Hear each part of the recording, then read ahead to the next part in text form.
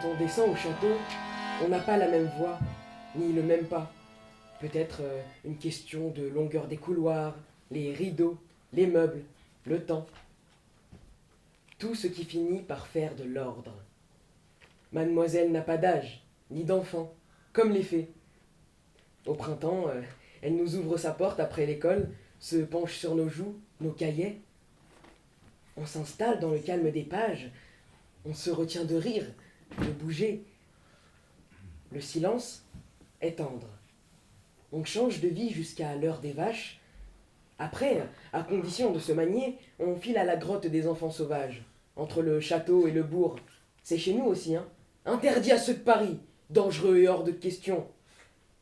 Là, on crie comme des gorets dans la charmille, avant de se laisser glisser sur la roche qui nous pèle les fesses. Ils font les fous dans la cour. Je sais pourquoi. On l'a vu la veille sur la carte météo à la télé. La neige en araignée blanche, sur le visage éclaté de la France. Elle allait venir, bientôt. Le ciel le disait. L'agitation qui venait dans nos jambes est celle des bêtes. Ce matin, on se réveille, avec le son d'une nuit nouvelle qui est passée sans nous prévenir. Refaire nos chemins, nous aveugler, changer l'herbe en drap. Adamo est déjà monté sur la citerne. Il fait la statue de l'ancien combattant avec un bâton en guise de fusil. Valma saute dans la neige. Allez, arrête avec tes conneries de guerre. On va au château, y a personne. Mais avant, il faut rentrer du bois, sortir dans le froid avec nos mains et nos lèvres gercées, s'engouffrer dans le hangar. Une corvée de tous les jours qu'on accepte avec un truc différent à chaque fois pour détourner les soupirs. Là-bas-dessous, il y a la réserve de gasoil, des outils en vrac et la voiture toujours ouverte pour partir en voyage tout feu éteint. Les jours où on n'a vraiment rien à faire.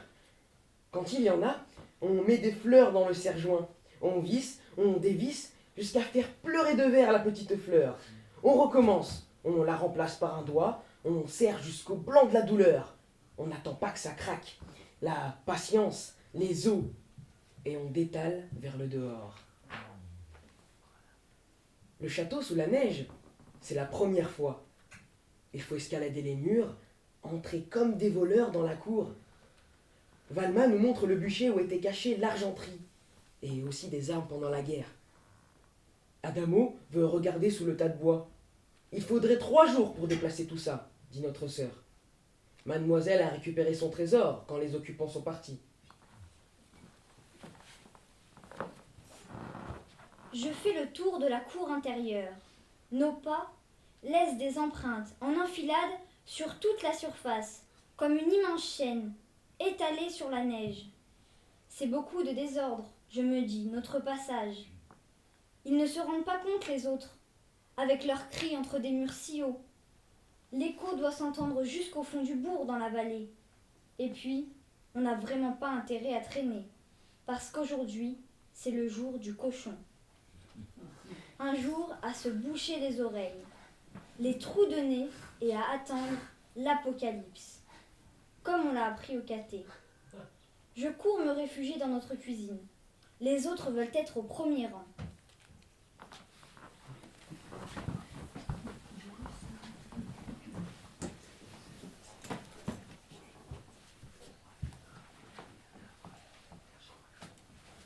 Ma ville a parfois des absences, samedi, dimanche et jours fériés. Ma ville, toute paupière baissée, où l'eau des fontaines bégait. Ma ville, où je ne suis jamais né, où je n'ai rencontré aucun seigneur. Ma ville et ses grappes d'encre accueillir les nuits sans étoiles quand rien ne chante. Ma ville, passible de tous les vents, où des hommes pissent dans la rue, Air tête nue dans des parfums d'avril, ma ville qui parfois porte l'étoffe des ténèbres, frontière invisible entre le printemps et les Balkans. Toutes griffes arrachées. Petit peuple aux mains tues, ma ville qui prend la fièvre dans le métro à Bellecour, sur les doigts sales d'une gamine en fichu. Ma ville. Ma ville où vos deux noms flottent sur ce jour d'avril. Mariana, Simona, brûlées vives dans une caravane à Surville, au milieu des vôtres. Roms enfantés dans la promesse d'un voyage, long comme une rivière. Ne plus être nomade, c'est mourir. Dans ce ressac de Lyon, où déposer vos cendres, vos chants d'amour et d'ailleurs. Ce dimanche d'avril, les lilas seuls portent le jour.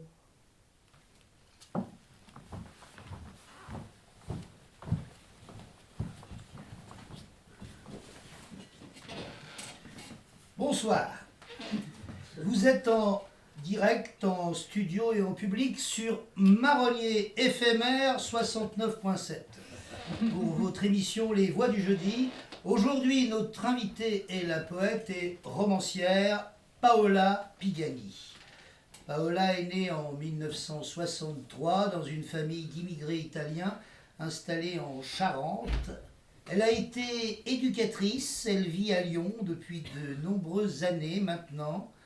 Auteure de plusieurs recueils de poésie, elle publie en 2013 aux éditions Liana Lévy un premier roman très remarqué, « N'entre pas dans mon âme avec tes chaussures ». En 2015 paraît Venu d'ailleurs et en mars 2019, Des orties et des hommes. Tout d'abord poète et nouvelliste, Paola Pigani remporte le prix Prométhée de la nouvelle en 2006 pour son recueil Concertine, publié aux éditions du Rocher, avec une préface de Marie Rouanet. En poésie, elle publie Le ciel à rebours aux presses littéraires. En 2014, son premier roman, N'entre pas dans mon âme avec tes chaussures, reçoit le coup de cœur de l'association Lettres Frontières. La même année, paraît un nouveau recueil de poésie, Indevine, à l'enseigne des éditions La Passe du Vent. En 2019, elle écrit un roman Des orties et des hommes, dans lequel elle raconte la vie ordinaire dans le petit village où elle a grandi. D'autres titres peuplent sa déjà longue et belle carrière littéraire. Parmi eux, Le cœur des mortels, avec des photos de Gilles Vulliano aux éditions La Passe du Vent, La renouée aux oiseaux aux éditions La Boucherie littéraire, La chaise de Van Gogh à la Boucherie littéraire également en 2021. Et maintenant, une pause musicale.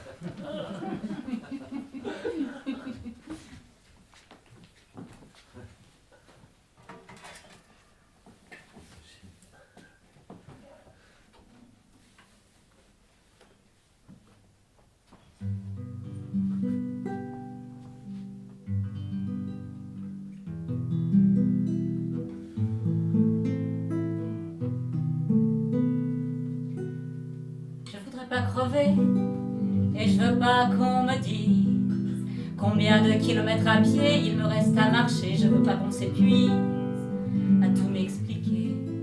Laissez-moi des surprises, oh laissez-moi rêver. Je voudrais pas crever, mais comme c'est des choses qui arrivent, je veux danser souvent avec le diable de l'été, m'enivrer de rire et m'enivrer d'un rien. Je veux passer la vie à n'être qu'un matin. La vie ne fait pas semblant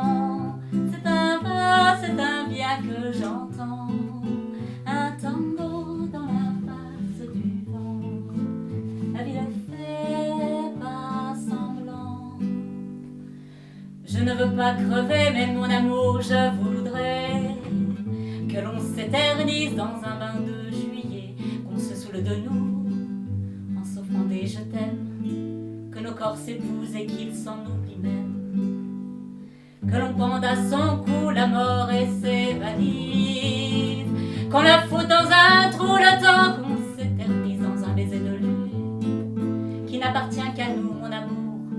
Je voudrais t'emmener jusqu'au bout. La vie ne fait pas semblant, c'est un bien que j'entends, un tango dans la valse du vent. La vie ne fait pas semblant. Et puisqu'un jour ou l'autre on tombera dans l'oreille d'un vieux bonhomme sourd qui fera la sourde oreille, je fais souvent ce rêve pour me faire semblant, celui de mourir d'un œil une fois en passant.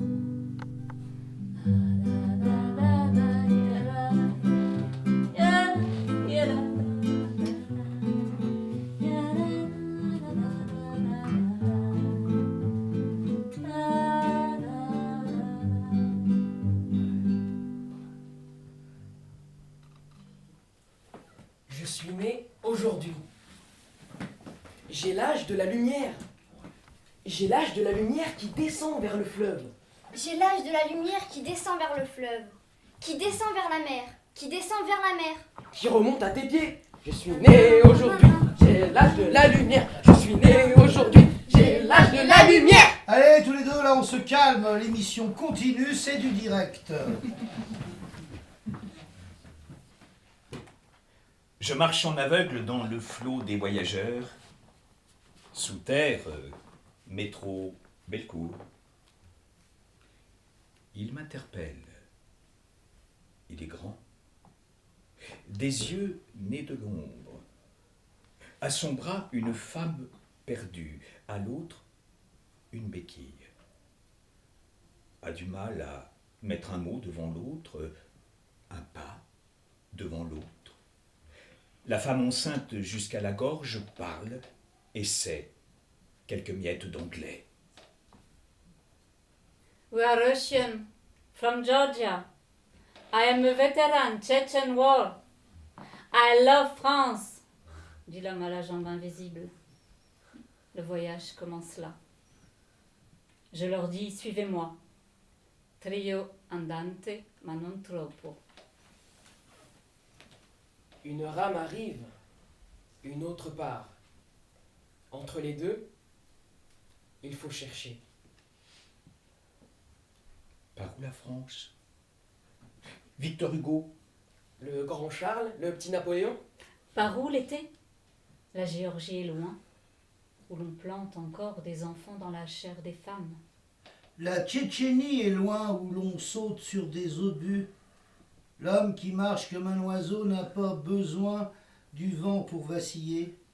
Dans l'escalateur, il chancelle, tombe dans mes bras. Que faut-il faire de la jambe invisible? De l'enfant invisible? L'escalator s'élève. L'homme retrouve son équilibre. Là-bas, il court encore. Georgia! Georgia! I love Paris, Esmeralda.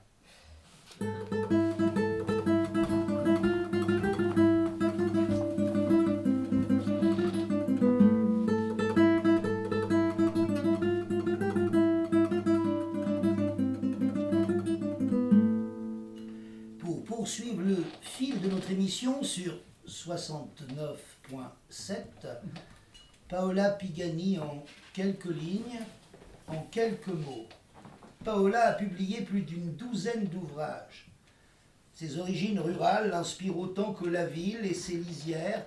Elle revendique une écriture traversière entre poésie et roman pour explorer d'autres vies, l'infini des langues et de l'aventure humaine. Pour, avant tout, rester attentive à ce monde.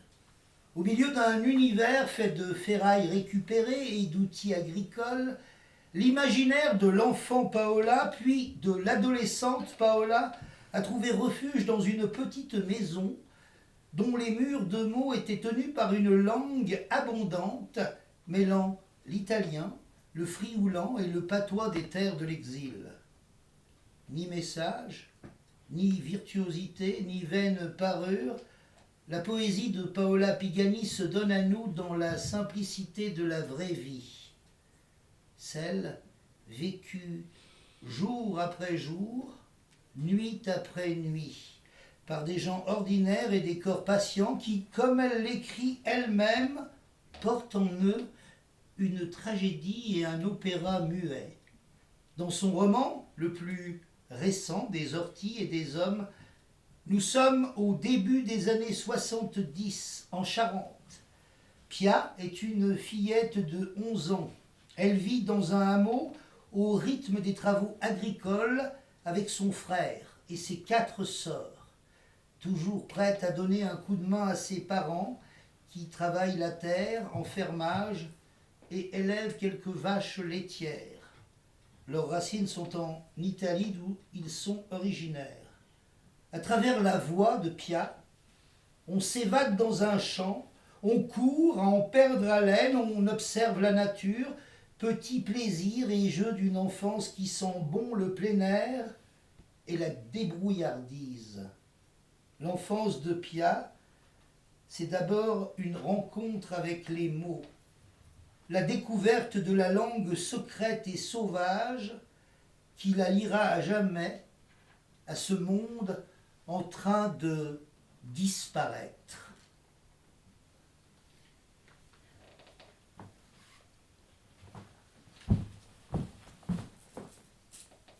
Le téléphone n'existe toujours pas chez nous. C'est la boulangère qui apporte les messages téléphoniques de la famille restée en Italie ou en Belgique. Comme elle est toujours échevelée, elle dit « mon époux » en parlant de son mari. J'imagine qu'elle cultive d'époux sur sa tête et surtout qu'elle porte malheur car elle annonce surtout les mauvaises nouvelles. Alors là, c'est la gendarmerie qui s'est déplacée. Alors, c'était l'heure de la traite, papa était au fond de l'étable, maman vidait un seau dans le tank-à-lait. Alors, maman, quand elle a vu le gendarme, elle l'a posé à ses pieds. Elle a relevé une mèche qui barrait son sourire pour le saluer. Et moi, j'étais derrière. Le bruit des treilleuses martelait ses paroles sur un rythme plus dur que d'habitude. Et la nouvelle est tombée comme un œuf sur le ciment. Le gendarme, maman et moi, on ne savait plus où mettre nos pieds qu'on regardait comme s'il pouvait nous indiquer la direction à prendre. Madame, votre fille s'est enfuie du pensionnat avec une autre. Alors, vous savez, tous les gendarmes du département sont informés. J'aurais besoin de quelques renseignements pour le signalement et lancer un avis de recherche. Alors, maman, elle a relevé la tête et puis elle a crié « Antonio !» Et maman, elle a couru au fond de l'étable avec le seau vide qui lui battait la jambe. « Addio, addio, Dio, addio !»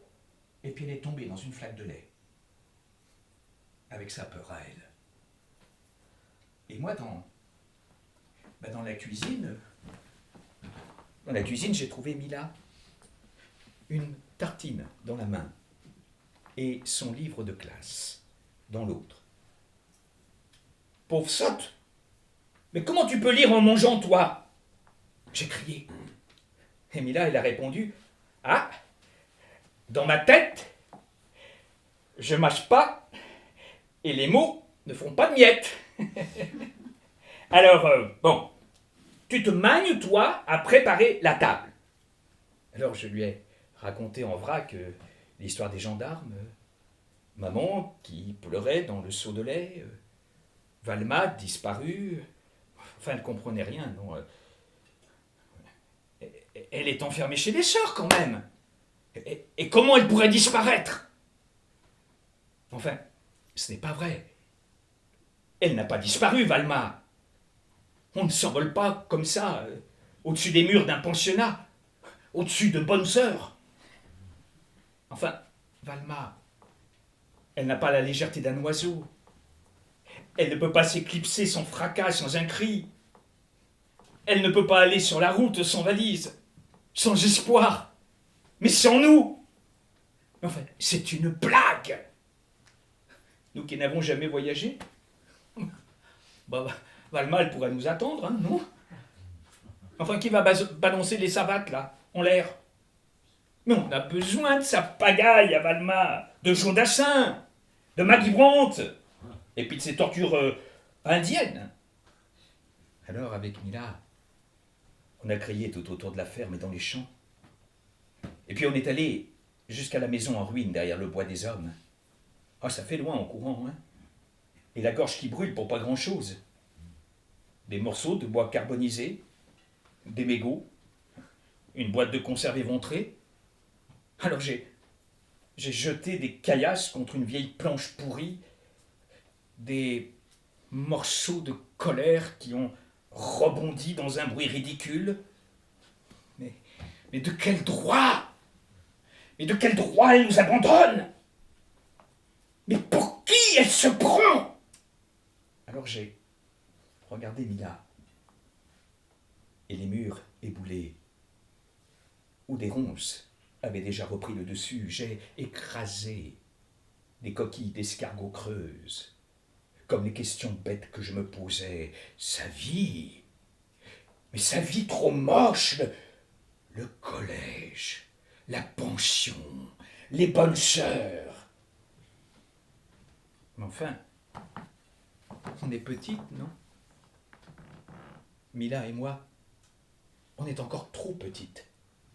Et c'est pas à nous d'essayer de comprendre.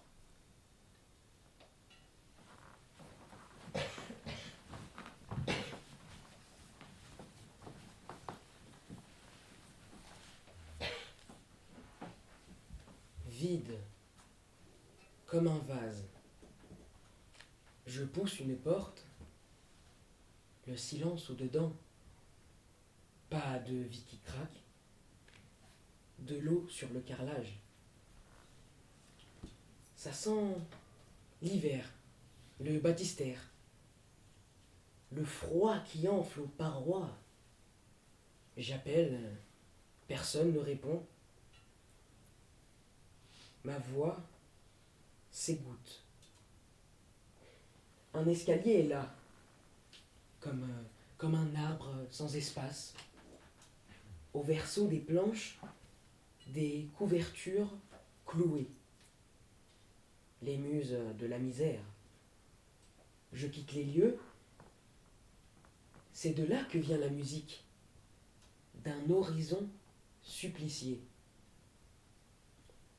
La tranchée de la ligne de l'Est, où ne passent plus les trains. Entre les caillasses, les rails désincrustés, des enfants courent. L'excavatrice œuvre dans les chairs noires du chantier.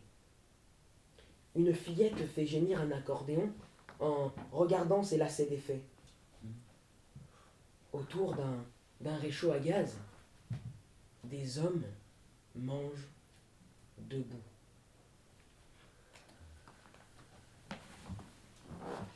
Wey, chi sente, si tu non vieni a pressare, wey, altramente, s'affaccia luna per vedere, e tutta sta marina, da procida resina, me dici guarda la naffamera, che fai? Maruzzella, Maruzzella, mi dice di se l'occhio mare e mi s'ampietta a me, non dispiacere, stu coro mi fai sbattere, più forte non è quando il cielo è scuro, prima mi dici sì, poi dolce dolce mi fai morire. Marucela, Marucel. Uè, che m'aiuta, si tu non vieni a m'aiuta.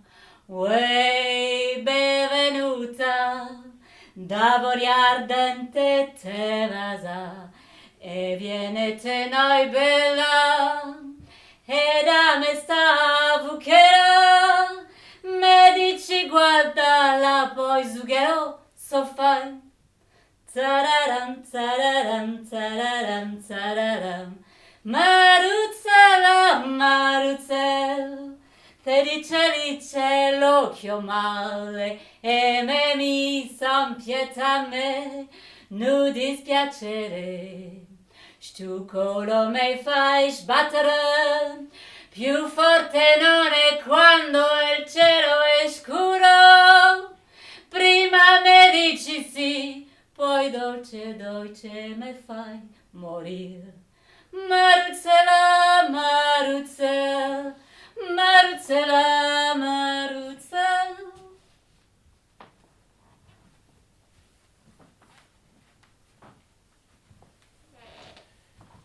Toujours avec nous, toujours avec vous, sur Marronnier éphémère 69.7. Enfant, Paola Pigani dévorait Arthur Rimbaud, Jean Cocteau, Rainer Maria Rilke.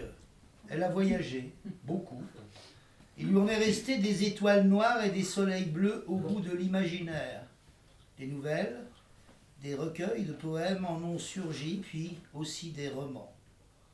Remarquez, nous l'avons dit, par son premier roman, N'entre pas dans mon âme avec tes chaussures, Paola Pigani a publié en même temps un recueil de poèmes sous le signe de la révolte, Indovine.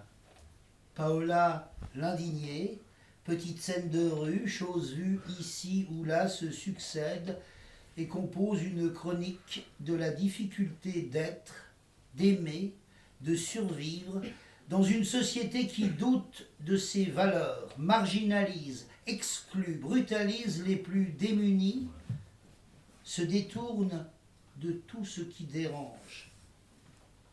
Elle témoigne avec son regard et sa parole fraternelle de poète, s'attachant à décrypter les signes furtifs et les gestes infimes du vivant. C'est donc au présent que s'ouvre son recueil. Je suis né aujourd'hui, j'ai l'âge de la lumière. L'auteur dit aussi son rapport fusionnel au monde des grandes cités, de Lyon à New York, de Rome à Venise, mais ce n'est pas tout. Les thèmes de l'enfermement, de l'exil, du dépouillement, de l'errance et de la mort, Paola n'a pas eu besoin d'aller les chercher. Ils se sont d'emblée imposés à elle. La voix singulière de Paola Pigani est de celle qui s'impose dès la première lecture.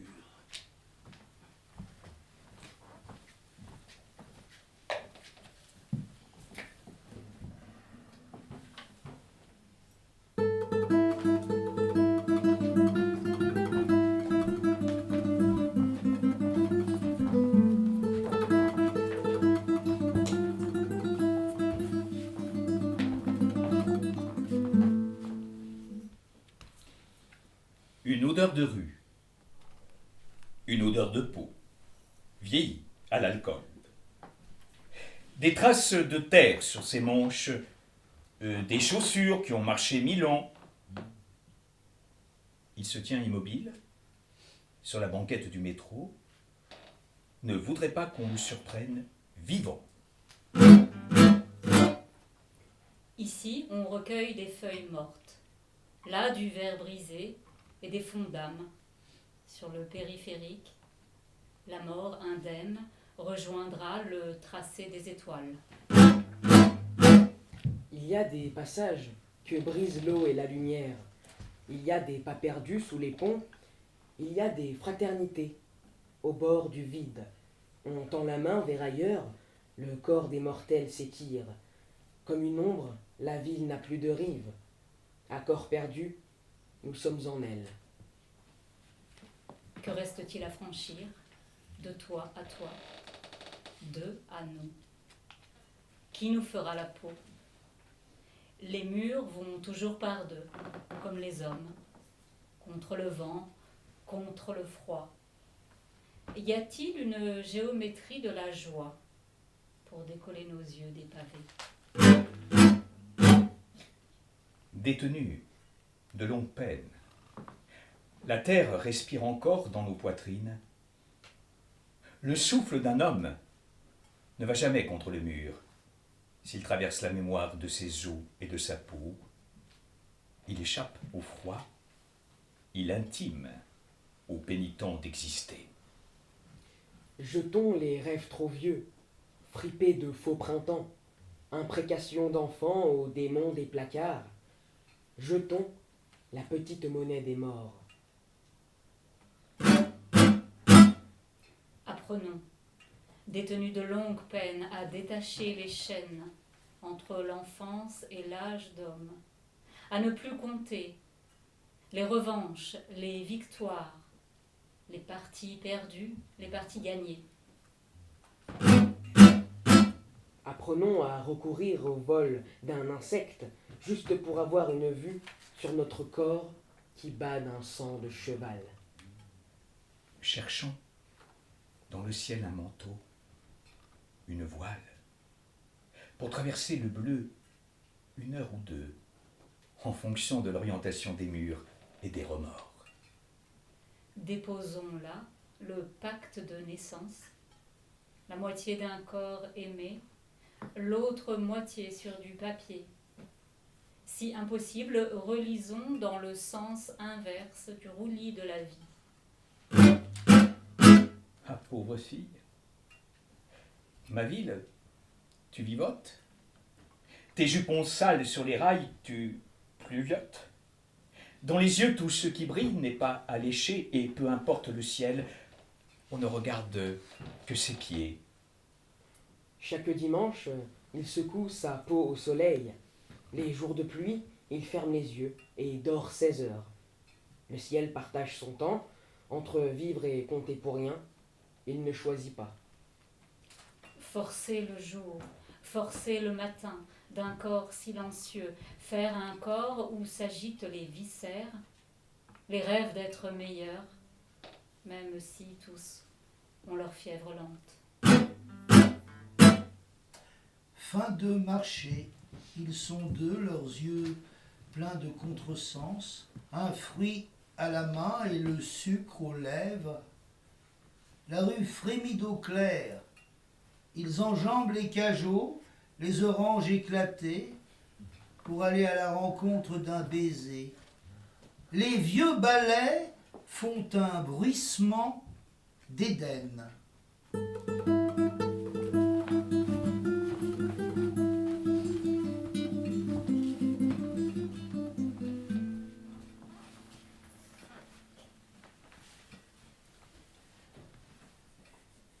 Le soleil s'est un peu abîmé derrière des nuages. Une bise inattendue vient agiter les fleurs des champs sur ma poitrine. Je sens des grains de pollen glisser entre mes seins. J'éternue dans le mouchoir que Mila me tend discrètement. Devant nous, le convoi semble avoir grossi. Des gens arrivent encore entre les allées. Angélique, qui marche à petits pas sur des talons trop hauts, son homme à ses côtés, Pierrot, Luc, le village entier, et ceux des hameaux alentours. Je me hisse sur la pointe des pieds pour regarder du côté des hommes qui orchestrent l'enterrement.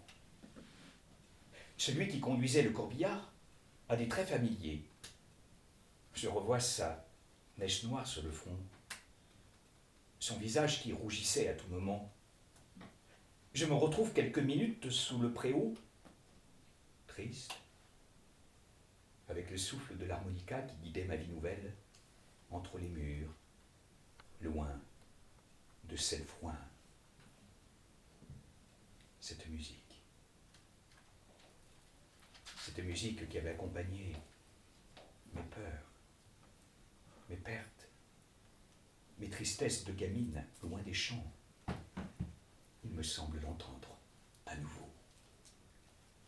Elle vient lécher les stèles, s'enrouler autour de nos chevilles, de nos épaules, du ventre de Valma, des poumons de Joël. Elle monte, monte, monte, comme une prière.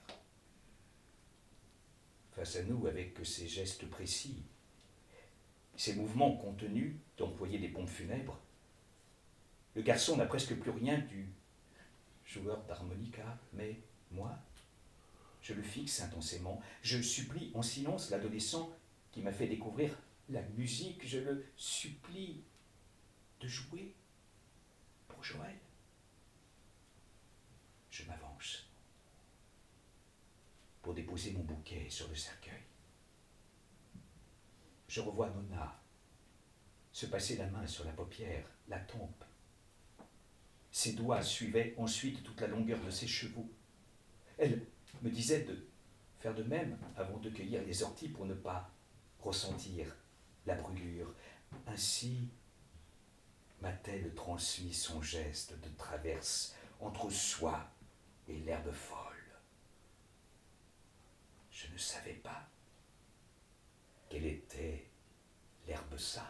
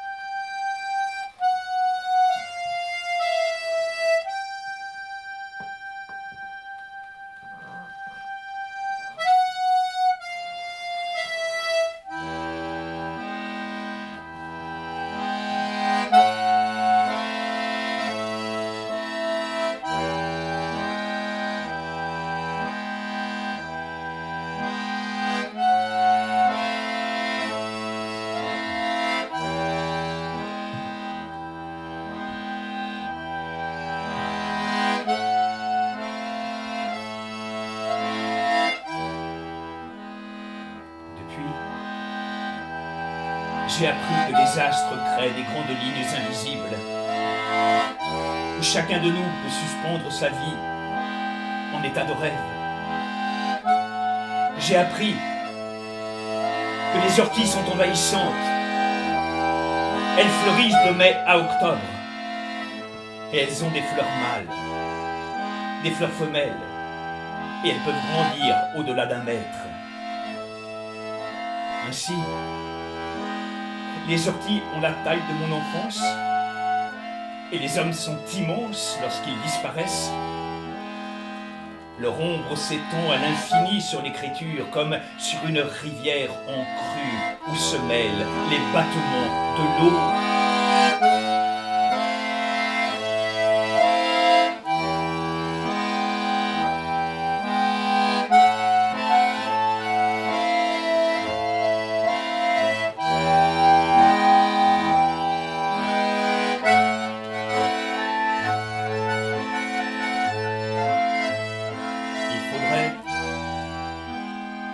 Laisser revenir les absents dans la mémoire de nos chemins, où chaque arbre croisé donnera sa chance à la lumière.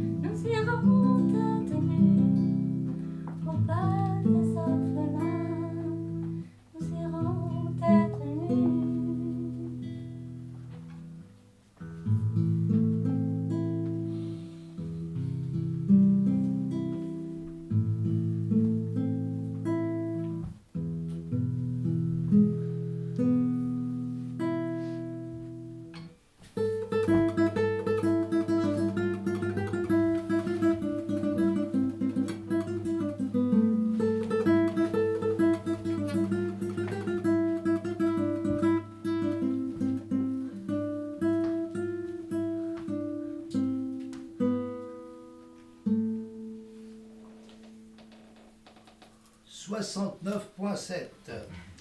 Imaginez depuis plus d'1 an, c'était un peu avant le début de la pandémie, les voix du jeudi prennent enfin leur envol grâce à l'œuvre et à la personne de Paola Pigani.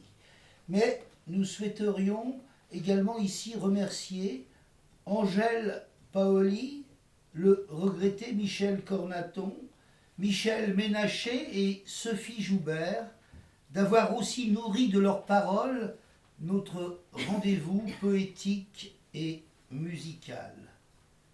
Main à saisir, cœur à prendre, sur nos têtes, plus de toi depuis peu.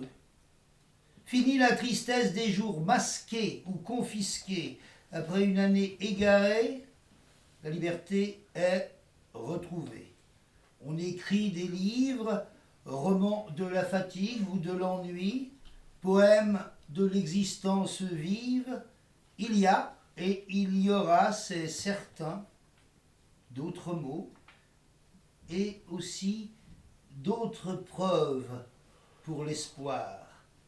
Main brûlante, main offerte, bras tendus, la langue se brise quelquefois lorsqu'elle nous permet d'accéder aux limites de l'inconnu. La langue s'inscrit dans la vie et dans l'action. On ne saurait se satisfaire des petites brindilles laissées par le vent ou par des esprits habités par de très mauvais rêves. La langue reste le plus beau virus de la liberté.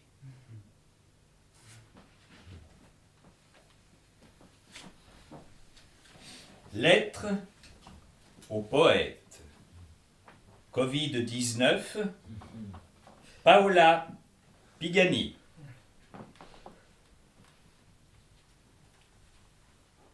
Ralentir. Silence. L'âme du monde est en travaux. Sous des bâches antivirales, nos portes se ferment, des plaies sociales s'ouvrent, quelque chose se creuse en nous. Ne devenons pas des cavités où tomberait la mer qui pourrait germer, proliférer plus vite que le corona mondial. Nous ne pouvons plus nous égarer, ni sous le couvert des morts, ni dans nos villes, ni sur nos chemins de traverse, mais l'errance perdure dans les mots, pour chercher la parole de demain.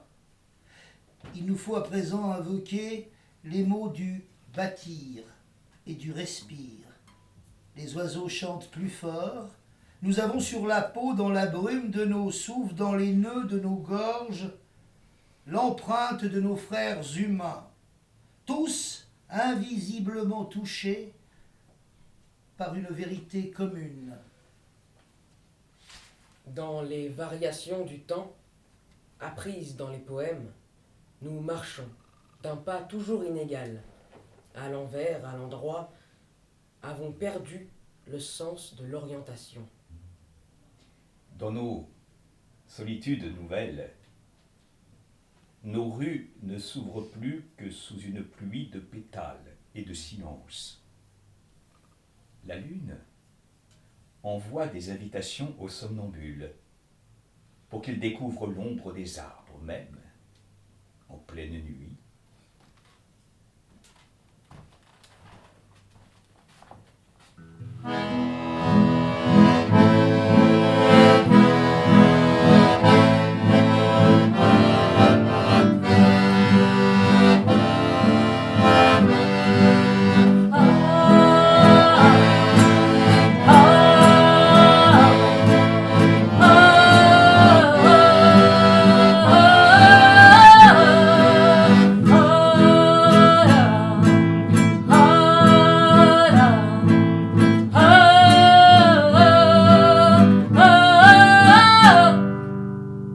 Les poètes ne donnent pas de mots d'ordre à jeter dans les fragments des ors volés à notre élan.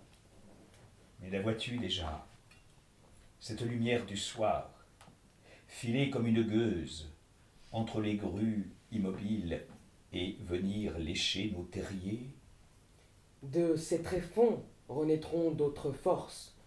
Bientôt, nous partirons. Vêtus seulement de nous-mêmes, nous marcherons dans le petit lait de l'aube. Nous retrouverons la beauté où nous l'avons laissée.